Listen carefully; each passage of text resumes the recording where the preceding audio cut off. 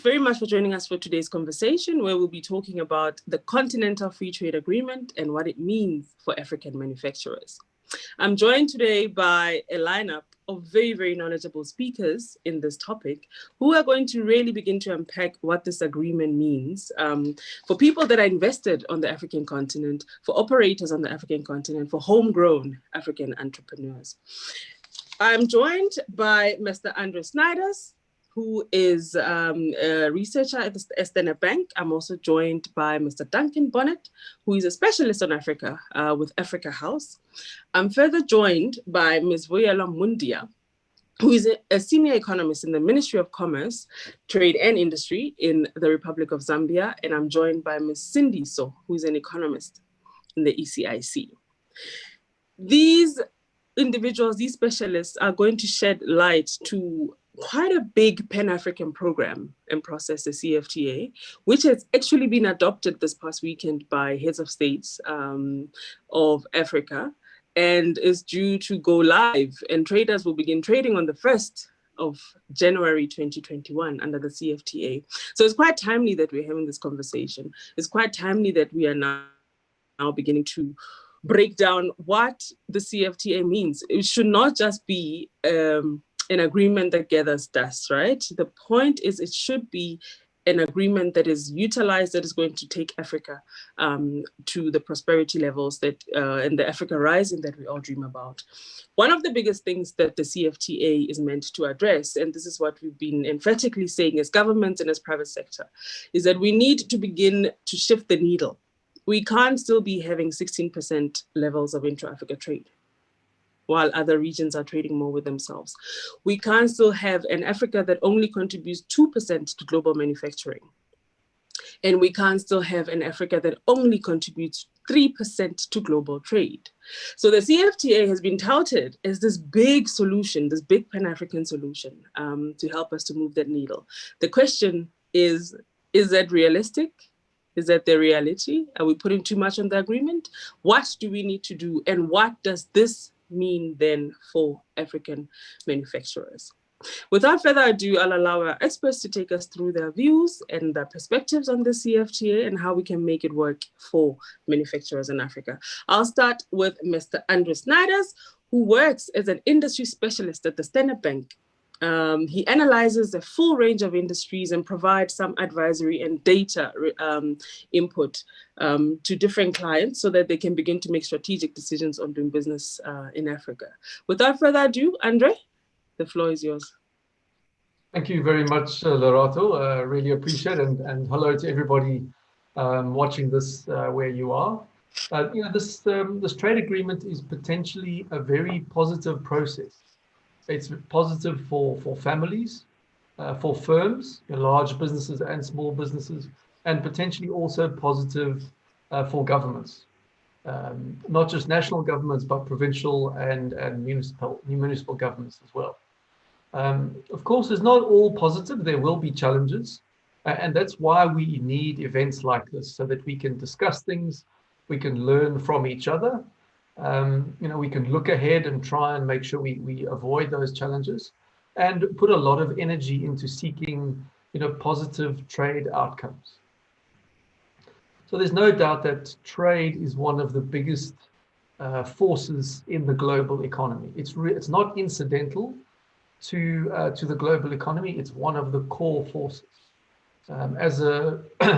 As someone in the research team, we look at currencies, we look at equity markets, we look at debt markets, we look at commodities, we look at rates, and we look at trade. And I always say you must never leave trade out, and that's why African governments have really put a lot of emphasis onto that. Trade is often a channel that affects all those other things. So trade, your imports and exports will affect your currency. They will affect your inflation rate. They will affect your debt and your equity market. So, spending time thinking about trade is time well spent. Of course, it's not just about trade in general. Today we're talking about manufacturing. We have a lot of manufacturing clients. I spend time with them. We go into their factories. We look at their warehouses. We look at their planning. And we've listened to what they've said. And almost every manufacturer, they're keen on big markets, they're keen on stable markets, and they're keen on markets that are easy to access. And so when we listen to our clients, we hear what they say, and then we look at the African Free Trade Agreement, we see this is definitely potentially going in the right direction for them. It will take a few years, but we could have a few quick wins along the way. Hopefully the negotiators and business and government can start off with quite a few positive outcomes, not just positive outcomes for South Africa or for Kenya, but we need countries like Zambia and Mozambique and Namibia, Lesotho. We need a lot of countries to feel that they are reaping the benefits of this right at the beginning. So I spoke to, for example, a tire manufacturer. I also spoke to a steel distributor and other people who manufacture, plastic goods, just to get some of their views as well. And a lot of that ties in with what we've heard for many years. They're keen to make a decision on where is the best place to make the goods. Where do you manufacture? Right? At the moment, very often, if you want to sell in a country, you have to make it in that country. What the free trade agreement will allow you to site your factory in the best possible place, in one place, or maybe 2 or 3 places, and then sell in 20 or 30 places. So we already see that with pharmaceutical goods. You can have one factory and you can sell and distribute into 50 different countries. But right now, that's very, very complicated. So we talk about the global economy. People say it's a world of competition. Some people say it's all about capital. Some people say it's all about skills.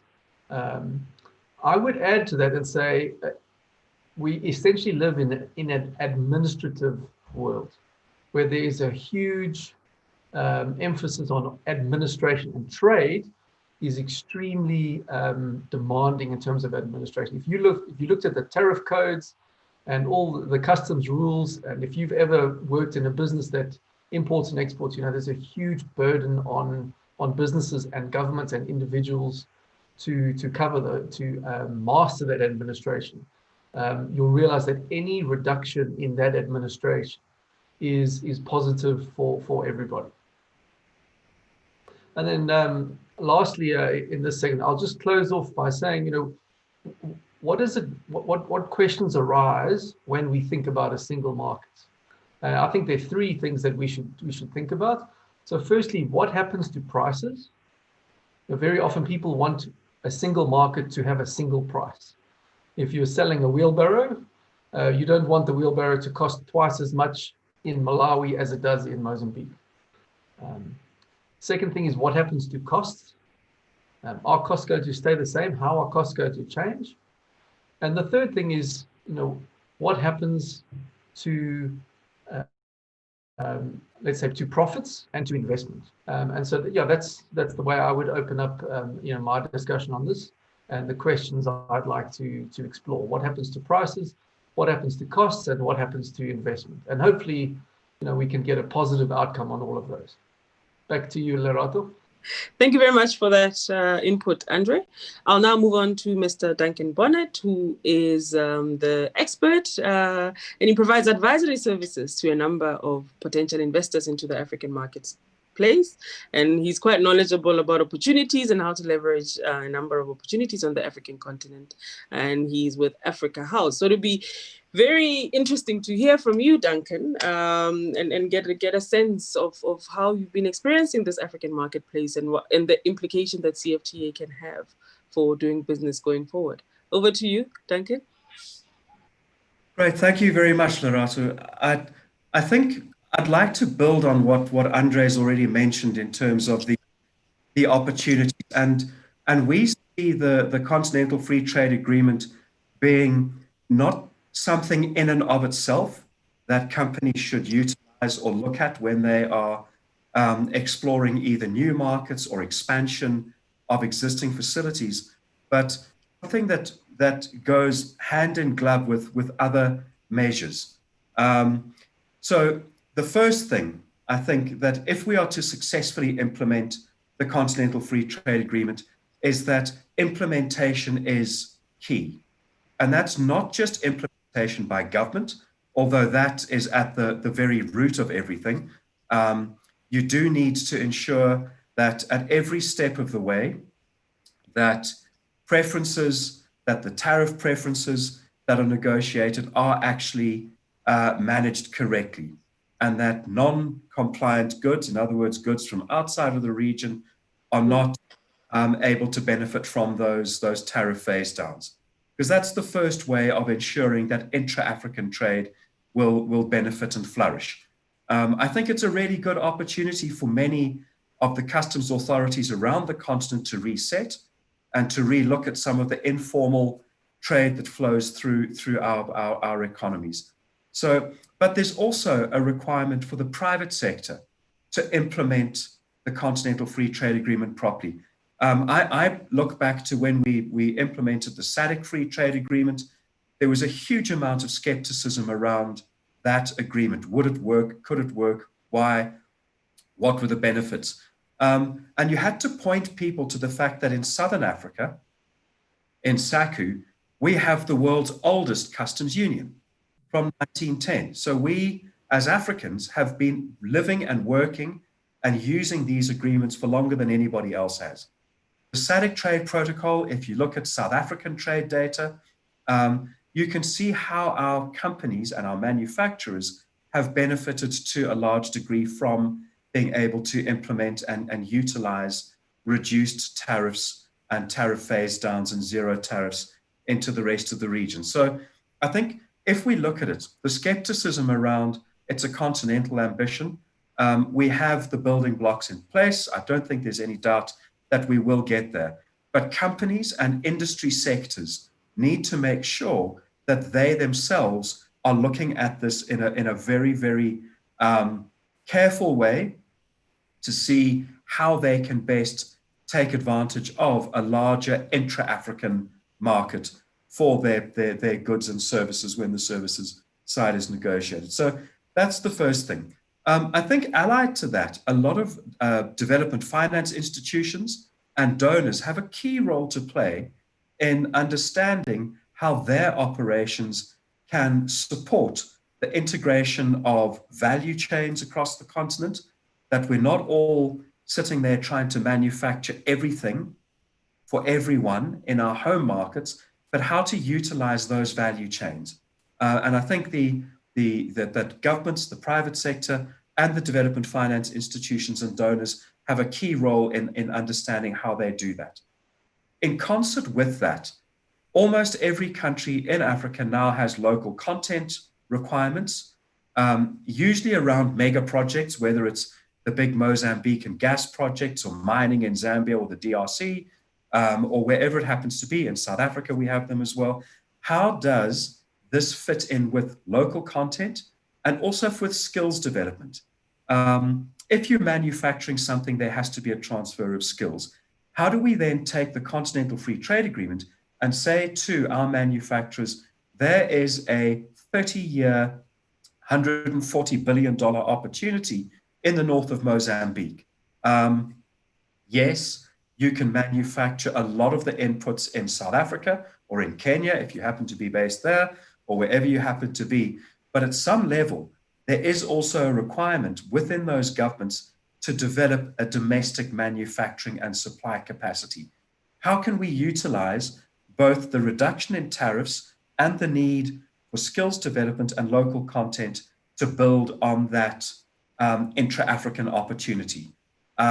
We've seen it with COVID, and unfortunately, I don't think COVID will be the last time we have major disruptions, but a lot of the big project developers that we're speaking to, the mining companies, the oil and gas companies, their EPC contractors, are looking now much harder at local supply in order to keep those projects ticking over. The days of simply saying, well, we'll appoint an EPC contractor and they'll probably import everything from Asia or from Europe into our projects, I think is largely gone. There is a real sense that in order to make sure that projects are both profitable and that they keep to their timelines, you need to have those local or regional value chains. And this is something that the Continental Free Trade Agreement can really help to unlock, is those regional and intra-regional trade opportunities that we need to be looking at. And I think another point that we often discuss with our clients is have a look and see what the long-term drivers are. I know, and I'm speaking from particularly from a South African perspective, many of our companies tend to take a fairly short-term view of opportunities in the rest of Africa. And I think if we look at key countries out there, both from a South African perspective, but from an African perspective, there are many countries now that offer a really good long-term growth opportunity. Sometimes it's not quite as obvious as you think. If you look at a country like Rwanda, you can manufacture in Kigali for a market in the surrounding areas of between 80 and 90 million people. And you can do it much more effectively through these agreements and opportunities than you can if you simply try and do it from one location and then broaden out into the rest of the region. I think we can also learn from things like AGOA. So some of the other agreements that have been implemented. The African Growth and Opportunity Act that the US offered us 20-something years ago. And you've seen how companies have been able to utilize that in things like the textiles industry in Eswatini and in Lesotho. The South African automotive sector has been a key beneficiary of that. How do we then learn those lessons and translate them into an intra-African value chain? I think the automotive sector in South Africa has been quite good at trying to unlock that and saying, okay, we're seeing that many of the global brands are starting to set up assembly operations in key markets across the rest of the continent. How can we, as South African, an automotive sector that is quite well advanced and developed, tap into that by supplying some of the componentry, some of the parts and so on, so that it becomes an African automotive industry rather than a South African or a Nigerian or a Kenyan or an Ethiopian. And I think this is what we're starting to see, is that as countries across the continent identify those sectors and subsectors which are key to their development.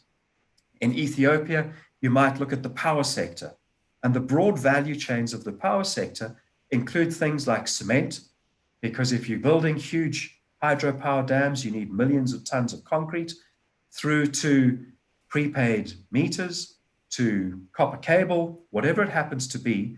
And you are then able to entice investors into that because they are long-term development prospects. But at the same time as saying we have a domestic market that is worth about $35 or $40 billion worth of project activity in the power sector in Ethiopia, we also have a regional East African and Southern and East African development of that sector, which is about $100 billion.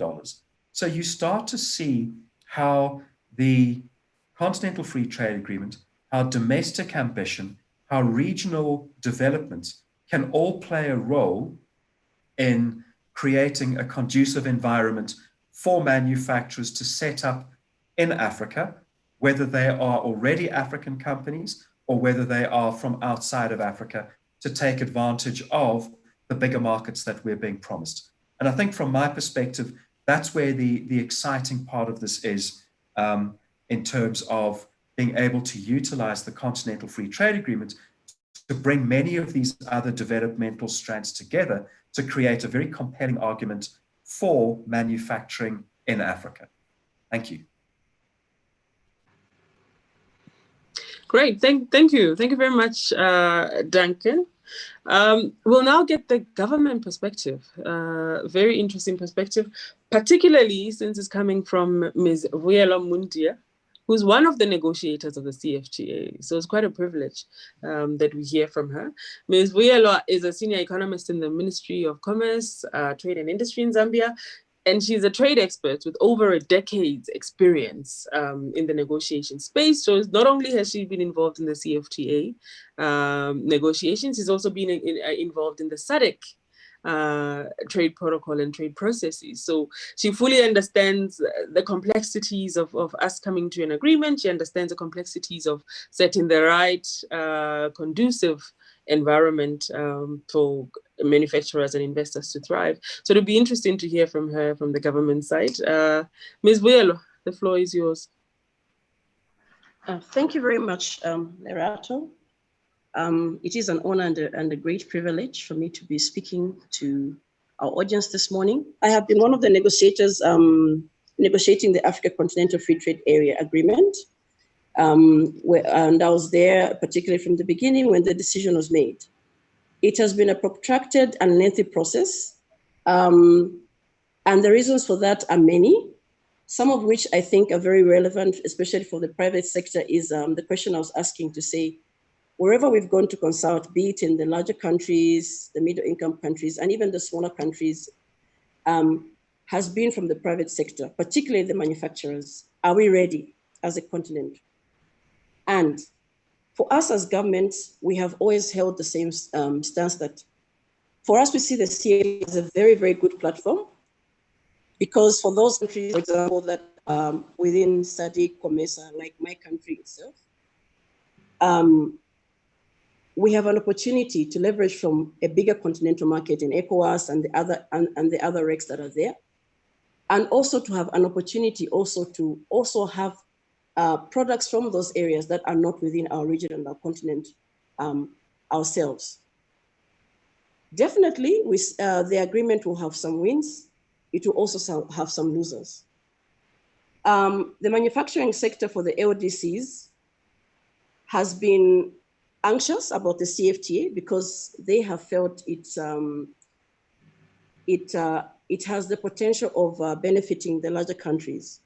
But we don't hold that view. Some of those views have been expressed very well by Duncan. We see the CFTA as a platform where even our small manufacturers can leverage from value chains within the region. As is well known, I'll use my country as an example because that's the best example that I know. I come from Zambia, and most people would know Zambia is mainly a mining country. But other than mining, we are also very strong in other areas such as the dairy industry. So, for instance, one of the key wins that has been there for us, if I talk about value chain development, we as a country signed an MOU with the government of Ghana last year, I believe it was last year, to value add our gemstones with that country. So it's opportunities like that that we're looking at as a continent. There are also issues such as the dairy industry. If you go and talk to the dairy farmers, you hear things like, but what else can I do? All I have is my milk. I say, no, there is more than that. We have big markets on the continent that import large quantities of powdered milk from outside the region. Why can't we manufacture our own within the continent? Those are things, we have expertise within the continent. It may not be there within the country. But there are opportunities out there for countries that are already manufacturing powdered milk. I don't want to list and go that way, but there are opportunities like that. Those are the things that we look at for private sector to be able to leverage upon and build upon and be able to develop. We also see opportunities in our cooperatives. We have a number of cooperatives within the continent that have been largely dealing with only raw and finished products. We look at that as an opportunity where you can build with the other countries that are already more advanced than ourselves. So there are winners and there are losers in the CFTA, but there is something for everyone. And on top of it also, we have donors who are very excited. But the one thing that they have all said is the challenge that they have found for most of our countries within the continent is that our private sector has not been able to come to the platform with proper, bankable, long-term projects which they can support. So for us, we see it as an opportunity where we also need to prepare the private sector by building their capacity to look long-term. I like it that Duncan highlighted it in his presentation. We need to look at strategic, long-term projects that we can do as a region. Because one of the things is what we have seen, even from the COMESA SADC experience, is that Now we'll be going to the AFCFTA. We'll be required as countries to phase down duties and to go duty and quota free. What we have seen is as tariffs drop, there has been a rise in non-tariff barriers. We need to look at that. As government, that's something that we have been saying. We need to look at that. We need to look at what realistically we're able to offer each other. And as private sector, also as the people on the ground, they need to inform us as government on what is realistically possible out there. We have had situations where you have market access opportunities, you have agreements, they are open, but you are stopped by regulations in other countries. So I think we need to reach a stage where we have real discussions and are open about it, open to each other, and say, this is what is possible. In my market, I am able to allow only this, and this is not able to come in because of this, this, and the other. It's a discussion that we have to have as governments, and it's a discussion that private sector has to have again together, because there's no point of having an agreement which looks good, but is not implementable because of other factors behind the border issues, as we call them, and other factors within our countries that inhibit trade. So for me, going into the CFTA, I think it's an exciting opportunity. It's an opportunity for our private sector to get information. We have been helping them to get information. We have been helping them also to see where we can have meetings. Unfortunately, we have COVID now. We may not be able to have face-to-face negotiations. That has also been a problem. But going forward, we're preparing also to have meetings with our negotiating partners in countries where we're not trading yet, so that we can hear from them what is open for business and what is not open for business from a private sector perspective. I think for now, that's what I can say about the CFTA. Thank you. Thank you. Thank you very much, Vuyelwa. Very interesting perspective from government. We'll now move on to somebody who actually represents both, I suppose, straddles both private sector and government in terms of perspective. Cindy Sondlovu with the ECIC, the Export Credit Insurance Corporation of South Africa. Cindy has great experience in analyzing countries and in understanding and providing risk profiles of particularly African economies, so as to support the clients of the ECIC. And she has a lot of experience in the insurance industry. And as an ECA, we are mindful and appreciative that ECAs, export credit agencies, that is, and of course DFIs and the broader financial sector is quite critical to the success of the CFTA. It's quite critical to supporting the enterprises that we want to take advantage of the CFTA. So it'll be useful and very great for us to hear from Cindy. So what her perspectives are insofar as the CFTA and its impact on manufacturers. Cindy, so the floor is yours. Thank you so much, Lerato, and I will also just leverage on a few points that the other panelists, I think, have also raised. I think in light of the statistics you did open up for us to say, you know, we're still looking at intra-Africa trade that is very low, where, you know, other continents are speaking of triple the numbers that Africa is currently on. So with this free trade agreement, we are hoping to open up a market. And when we talk of a market, I think just the numbers are exciting enough when people think of, you know, populations of between 1.2 and 1.3 billion people. From an economies of scale perspective, it brings quite a lot of opportunities. But I'll just want to maybe touch on the 2 points that Andre as well as Duncan raised in terms of the costs. I think coming in, we cannot talk intra-Africa trade. If it's still cheaper for someone to import from Asia, from Europe, there is no incentive to trade within if you can purchase some of those goods cheaper. So if from an ECIC perspective, where our mandate is mainly to facilitate, you know, export trade as well as investments, you know, for cross-border transactions, I think our focus mainly has been on how we can actually support in terms of reducing costs by supporting various projects, mainly in infrastructure.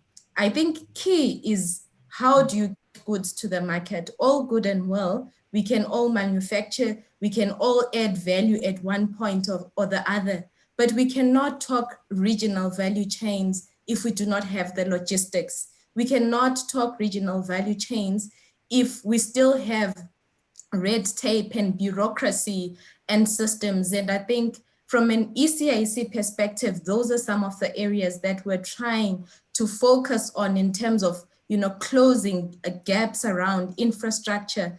I think we've seen quite a number of inquiries in terms of port developments, road developments, because if someone or a supplier knows that I can get my product to market at an affordable cost, to the final consumer, I know that we can transport things from, goods from the warehouse to the markets, from the farmers to the end user. So I think that is the gap that we're mainly focusing in terms of how do we promote trade.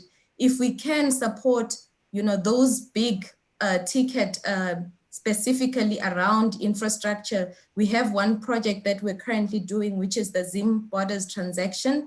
And what we're trying to do there is a one-stop border post between South Africa and Zimbabwe. And in terms of, the waiting times, at present, if you look at doing business on the continent, Sub-Saharan Africa still has the longest waiting times, be it's measured in terms of the hours or cost or the number of documents that are needed to process. So part of the project that we're supporting is addressing IT, infrastructure, the systems, so that you can have single documentation. So I think from our perspective, if we can address those that make landed costs for particular, products that the continent is importing from outside, because our focus, if you look at the current composition in terms of what we import, a lot of it actually, is things that we're already exporting. We're just not value adding them on the continent. So I think from that perspective, if we can find ways, and I think Duncan did mention the issue of, regional value chains. When we talk regional value chains, have we done comparative advantages in terms of who can supply what? Who can, competitively supply a particular raw material? Who can value add to it? How does it move from one country to the other? I think there has been, good opportunities, particularly, the South African automotive sector. And we've also done as the ECIC, our own research in terms of where the gaps can be. Unfortunately, at present, it's in some of the product space that we're currently not supporting, which is in the short term. Because if you look at what Africa also imports, we also have a lot of beverages, we also have a lot of goods that consumables that can actually be value added on the continent, so that we can actually substitute these imports that are coming from, other regions, and we can, promote trade within the continent as well. So I think we have to acknowledge that manufacturing is already significant. In terms of numbers, the estimates are about 30% of, manufacturing contributes about 30% of African GDP. So that's quite substantial. And I mean, there is growth in countries such as Uganda, Zambia, Tanzania, that has almost tripled from 2005 to 2015. So we see already there has been a shift, but that shift needs to be well informed. We need to know, what are the pieces of the puzzle that we need to bring together, because if we have an agreement that we can leverage on, how best do we position each country? How best do we position our exporters, our contractors, as well as our investors? I think I will also just get into the issue of, when you talk trading across borders, the issue of trust also comes in. You are purchasing, you find people, the one thing people will tell you about some of these things in Asia is that I have been dealing with this person for so many years. I have not met them, but my goods are always delivered on time and everything else. So I think part of what the role that we're playing as the ECIC specifically is, yes, there could be, you know, issues around currency convertibility that we have to acknowledge, and that's part of what we offer in our political and commercial risk insurance cover, non-payment issues. So I think it will take time, and we have to take the baby steps where we actually moving towards building that trust. I think if we have private sector participation, does someone know, you know, who they're purchasing from? Do they have the appropriate, you know, infrastructure? So I think for the ecosystem to work as a whole, we need to see how someone can trade, not just efficiently, but without any worries about whether they'll receive money at the end of the day, because we can never take away the element of we trade obviously to make a profit. So what sort of support are we giving to the private sector in terms of them being able to trade across borders? And that's where we come in as the ECIC to say, look, identify the opportunities, bring them to us. Let's see how they can be best packaged to be able to leverage on that in terms of trade on the continent. I think the other issue as well is that cannot be ignored is that on the continent, we obviously have a lot of political and security risks. So it's not just about the high cost of trading across the borders. So I think we've seen quite a lot of investors that are also interested in a number of opportunities across the manufacturing space. So we are here particularly to fill that role, to say, bring those opportunities to us. Let's see how we can work together with institutions such as Standard Bank, such as the DFIs, and how we can collaborate, you know, as South Africa to try and see where specifically we can close the gaps in the market. If it's an opportunity, I think for agro-processing, one interesting fact I was looking at is if you look at the machinery that Africa imports for, you know, pasta making, it's massive.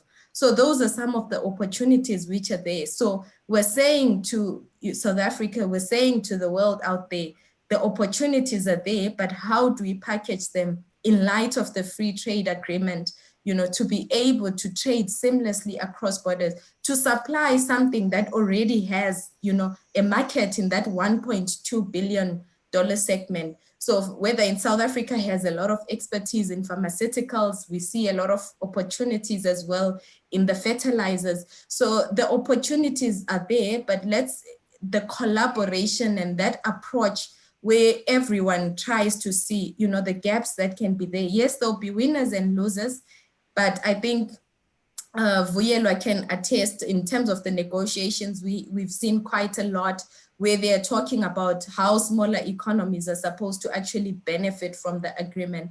So I think from an ECIC perspective, you know, manufacturing is one of the sectors that we greatly support. There is equipment, you know, smaller parts, modular units, where we've seen our exporters in South Africa moving towards that, because that is mainly what the continent requires. Sometimes some of these manufacturers are smaller manufacturers. They do not want a massive plant that they cannot use. They just want something that can be used. So let's, you know, collaborate together, whether it's the financiers, whether it's the manufacturers, and see, you know, where South Africa already has expertise in and where the gaps can actually be closed.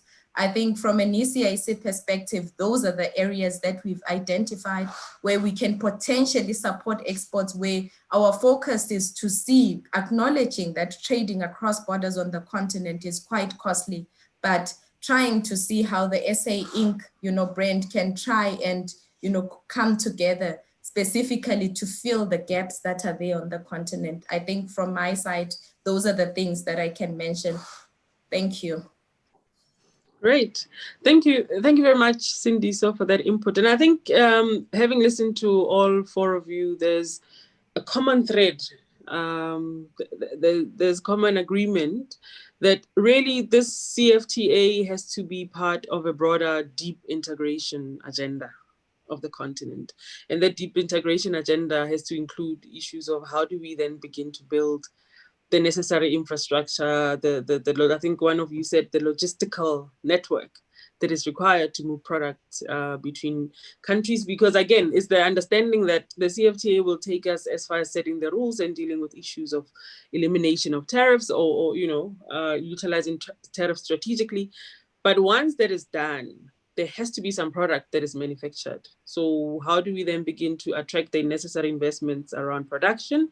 And how do we also begin to plan and map a better infrastructure build, I think, for the continent that is much more interconnected to move these products around. So it's about now elevating past the agreement and saying, what will our deep integration look like? And what are the elements that have to be put in place by government, by private sector, and of course, by the beneficiaries of this prosperity, which is the citizenry at large.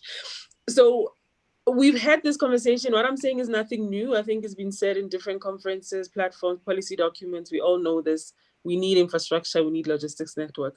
Duncan, we still have this infrastructure deficit that today I'm told is valued at about what, 170 billion US dollars per annum that we need.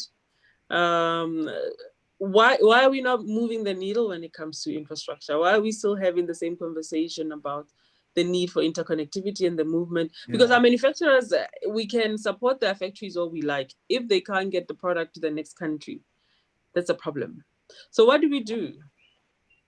Absolutely. I mean, there is still a large infrastructure deficit.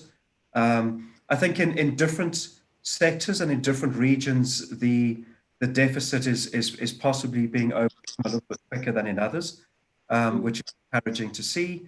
Obviously, the two key infrastructures that we require are power and transport infrastructure. Without power, you don't manufacture anything. Without good roads or railways or so on, you don't get your goods to market.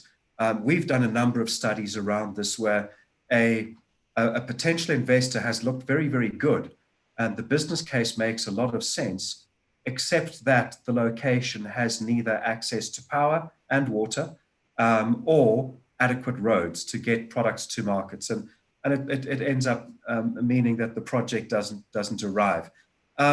I do think that there are a couple of really exciting things that are happening at the moment.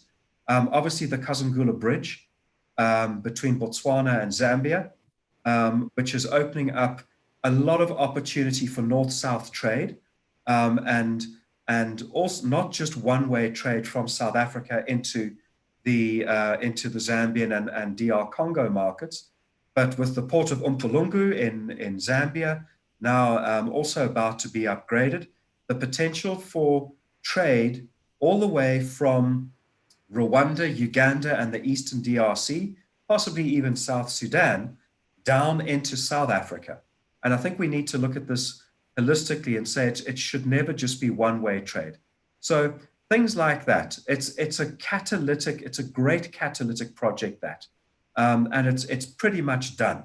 So that should help manufacturers. It should help manufacturers in Zambia to access markets in Botswana, Namibia, South Africa, Eswatini.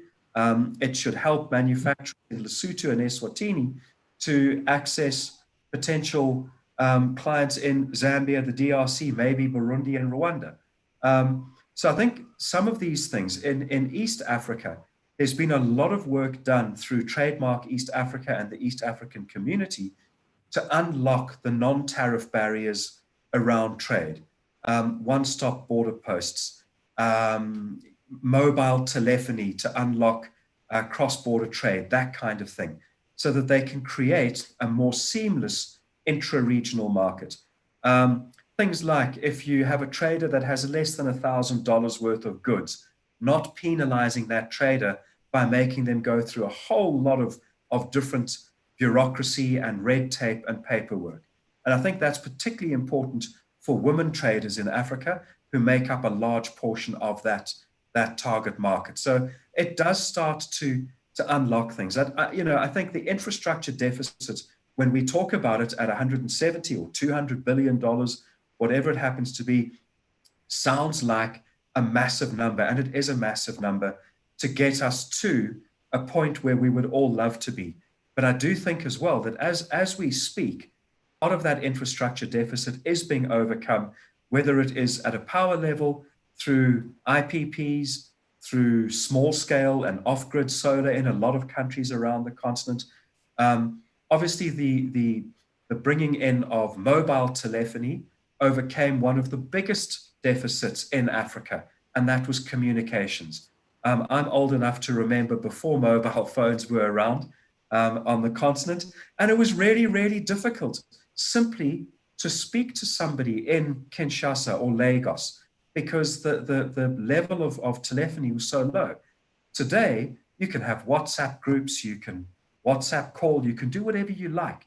So just that kind of intervention has made it that much easier to do business.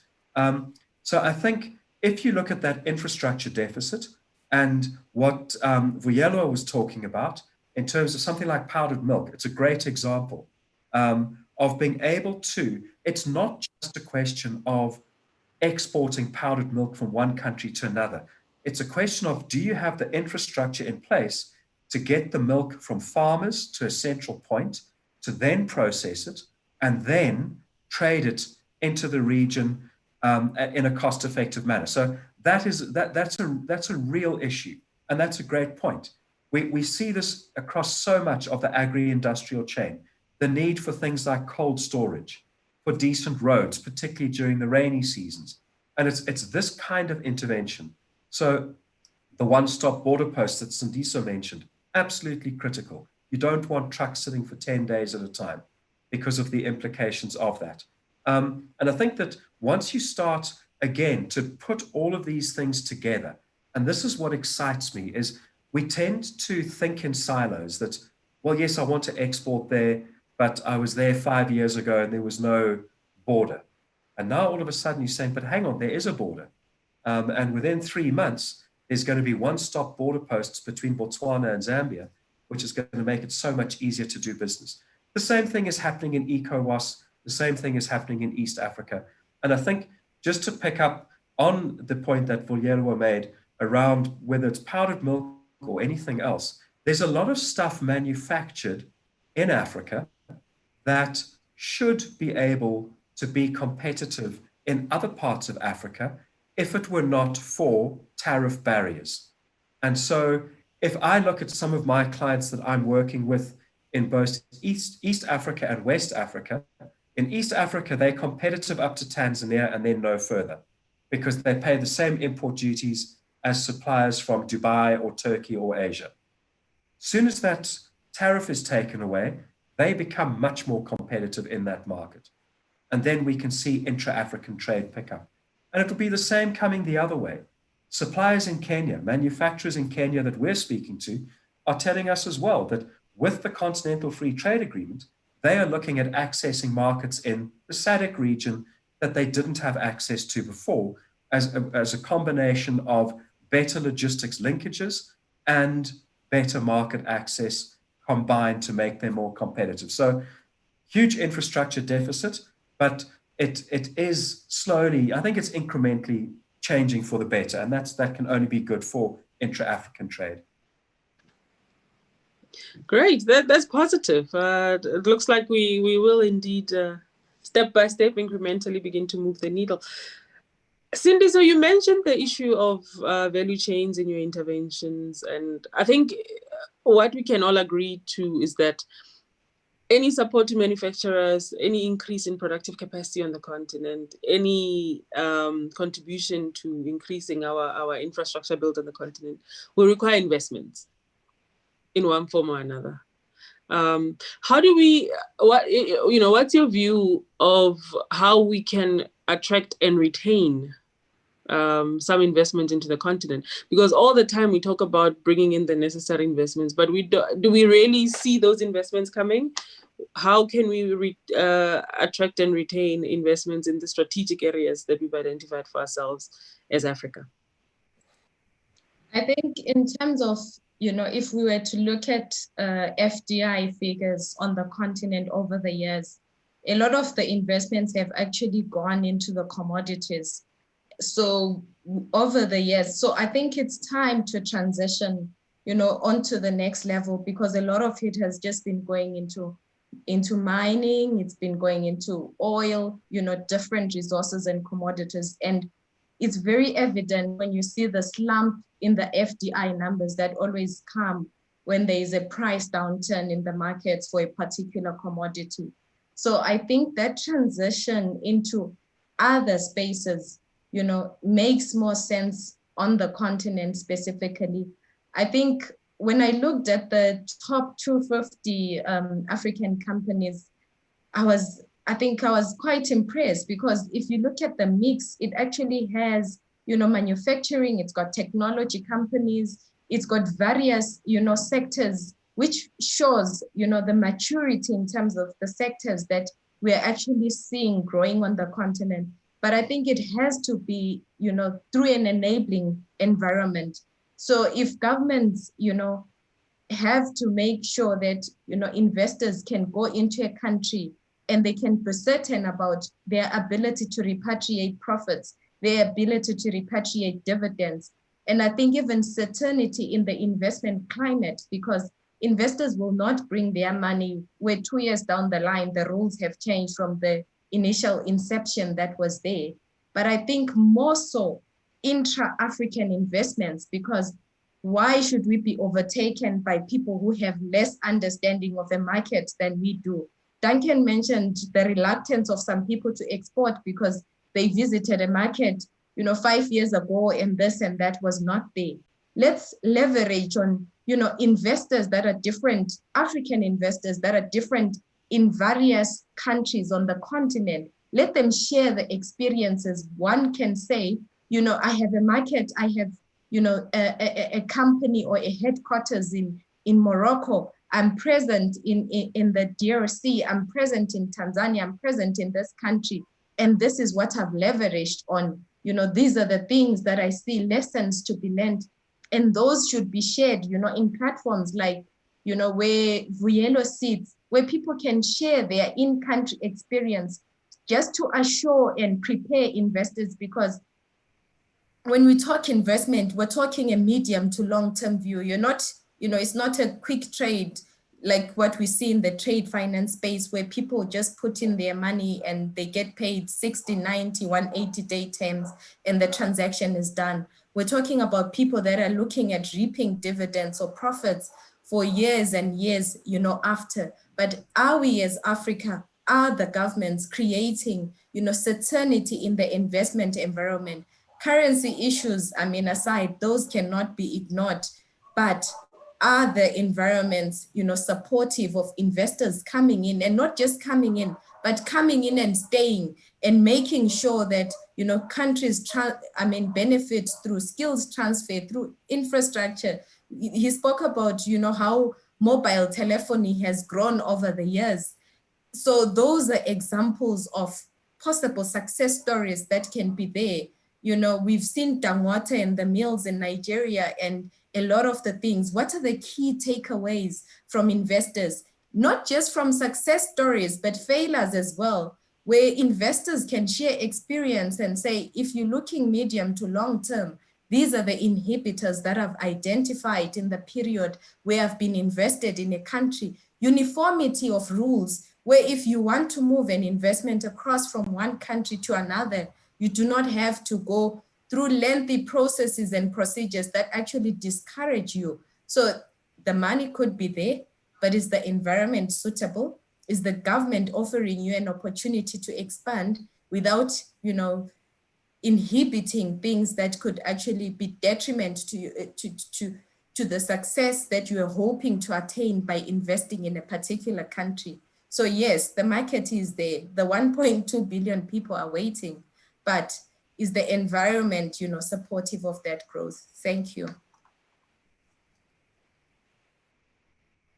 Thank you. Thank you very much, Cindy, for that input.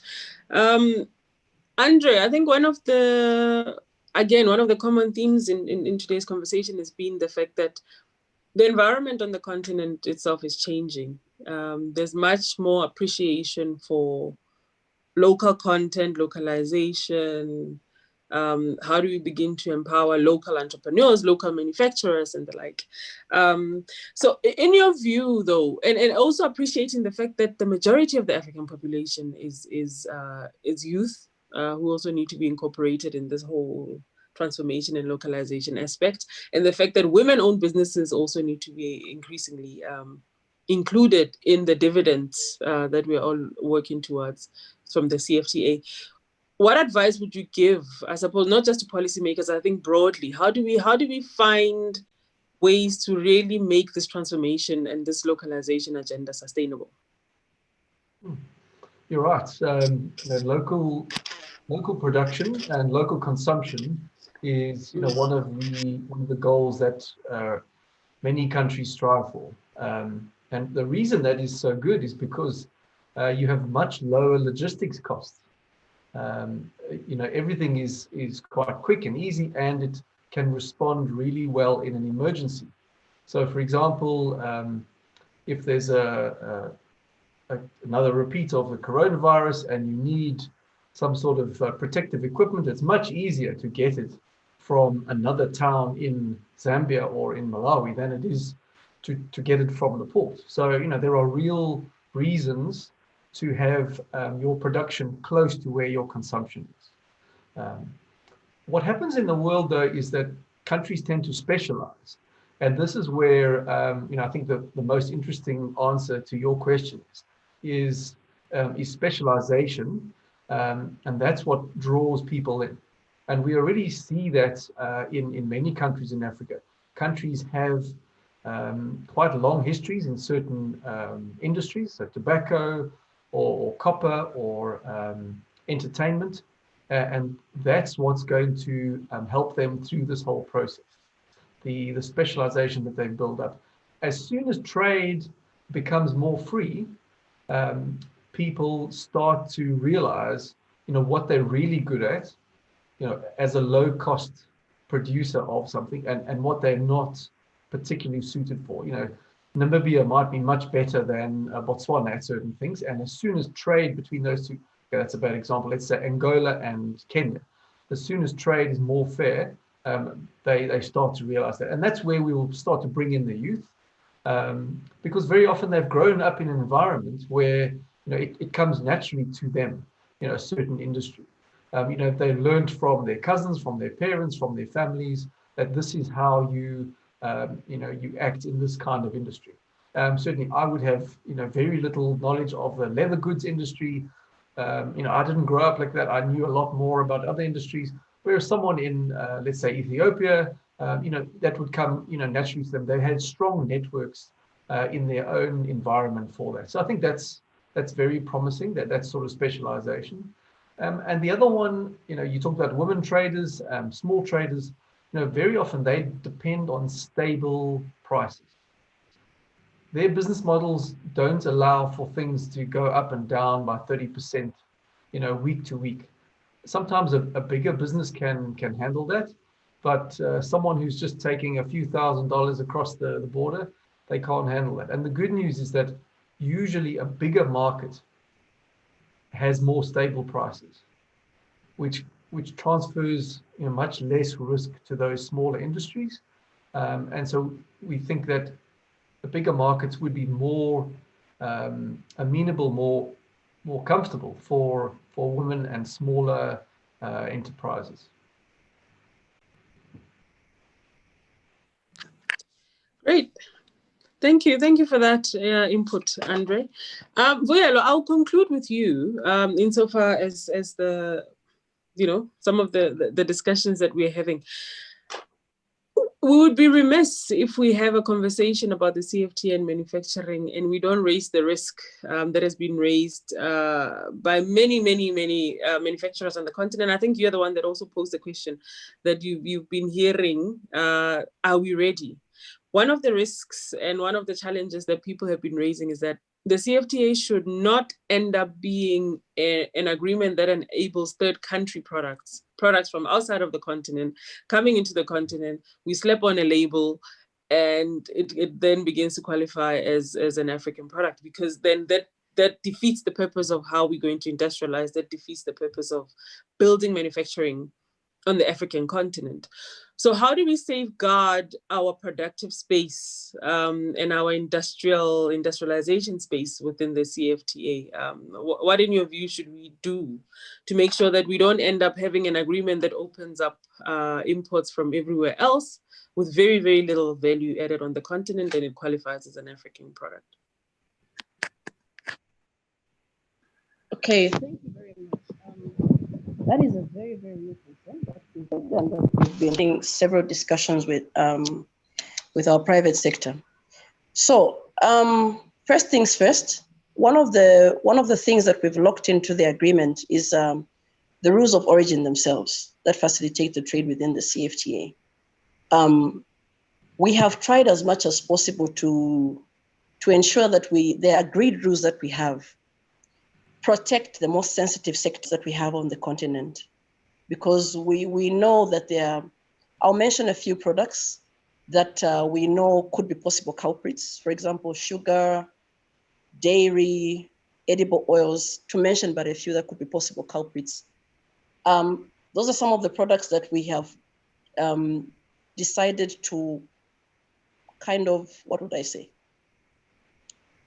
Those are discussions that we've locked away for now, because those are products that are sensitive for most people. Those products will have a longer transitional period, even for phase down. But we have not been able to agree for rules for those. So they will not be treated preferentially, even in this market.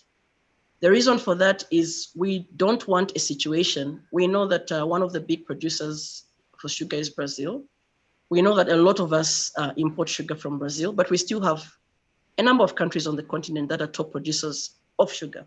We don't want a situation where the sugar comes in and we have rules of origins that would allow the sugar to come in and be repackaged and sold as sugar from originating on the continent.